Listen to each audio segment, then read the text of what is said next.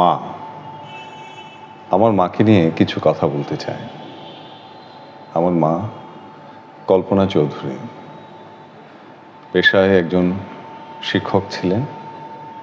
তিনি প্রাথমিক বিদ্যালয়ে প্রধান শিক্ষক হিসেবে শিক্ষকতা করেছেন। সহকারী শিক্ষক হিসেবে চাকরি জীবন শুরু হয়েছিল। আমার মায়ের পৈতৃকভাবে তারা খুব একটা সচ্ছল ছিলেন না। একটা সময় সচ্ছল ছিল, কিন্তু একটা পর্যায়ে এসে তারা একটু অসচ্ছল হয়ে পড়েছিল। তো আমার মা প্রাইমারি স্কুল, হাই স্কুলের গণ্ডি পেরিয়ে কলেজের উচ্চ মাধ্যমিক পাশ করার পরে শিক্ষকতায় পরীক্ষা দিয়ে উত্তীর্ণ হয়ে শিক্ষকতা পেশায় যোগদান করেন। এই শিক্ষকতা পেশা বেশ কয়েক বছর করার পর আমার মায়ের বিবাহ বন্ধনে আবদ্ধ হয়। বিবাহ বন্ধনে আবদ্ধ হওয়ার বিষয়টা হচ্ছে আমার খালা, আমার মায়ের যে বড় বোন, তার বিয়ে হয়েছিল আমার বাবার বাড়ির পাশেই। আমার যে খালাব্বা, তিনি আমার বাবাকে পছন্দ করেছিলেন আমার মায়ের জন্য। সেই সূত্রে আমার মাকে তিনি তার প্রতিবেশী হিসেবে নিয়ে এলেন। সেই থেকে আমার মায়ের সংসার জীবন শুরু।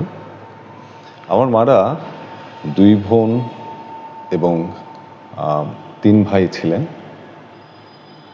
তো এই সংসার জীবনের আসার আগে আমার মা ছিলেন বড় বোনের পরে দ্বিতীয় বোন, এবং ভাইগুলো ছিল সবার ছোট।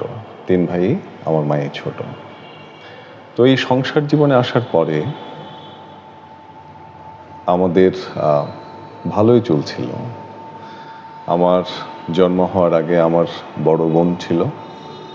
আমার বড় বোনের যখন জন্ম হলো, আমার বড় বোনকে আমার মামার বাড়িতে পাঠিয়ে দেওয়া হলো। কারণ আমার মা শিক্ষকতা করতো, আমার বাবা চাকরি করতো। তো যার ফলে বাবাও থাকতো দূর দূরান্তে। এখন আমার বোনকে দেখার মতো আসলে তেমন কেউ ছিল না। আমার বোনকে দেখতে একটু অসুবিধা হচ্ছিল, যার ফলে আমার বোনকে মামার বাড়িতে দেওয়া হলো।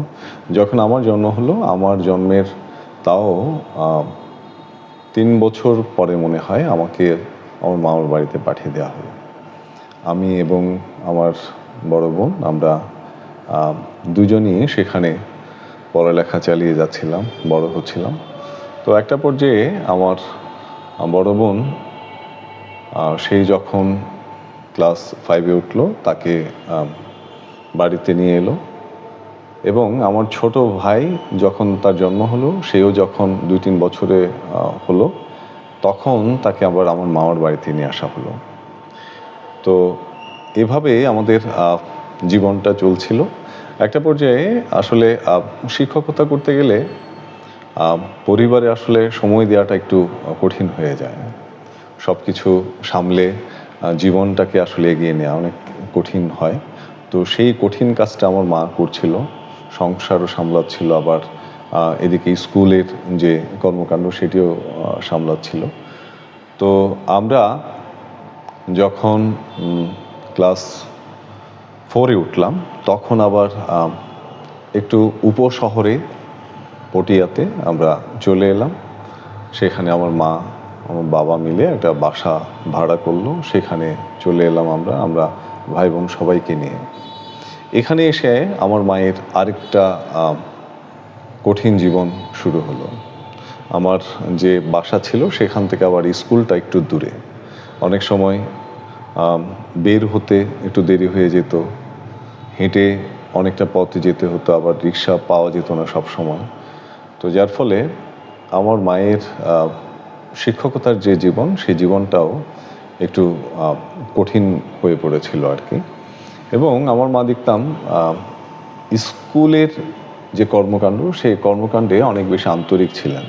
তিনি খাওয়া দাওয়ার প্রতিও এক ধরনের একটা অনীহা চলে এলো এবং স্কুল শেষ করে এসে অনেক সময় খাওয়া দাওয়া করতো, যার ফলে তিনি গ্যাস্ট্রিকের মতো একটা অসুস্থতায় তিনি ভুগতে লাগলেন এবং নানা রকম সমস্যা তার ভেতরে বাঁধতে শুরু করলো।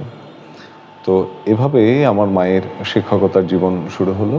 তো সহকারী শিক্ষক থেকে আমার মা একটা সময় গিয়ে সহকারী প্রধান শিক্ষক হিসেবে পদোন্নতি পেল এবং এই সহকারী প্রধান শিক্ষক হিসেবে পদোন্নতি পাওয়ার পরে তাও দীর্ঘ সময় শিক্ষকতা করেছেন।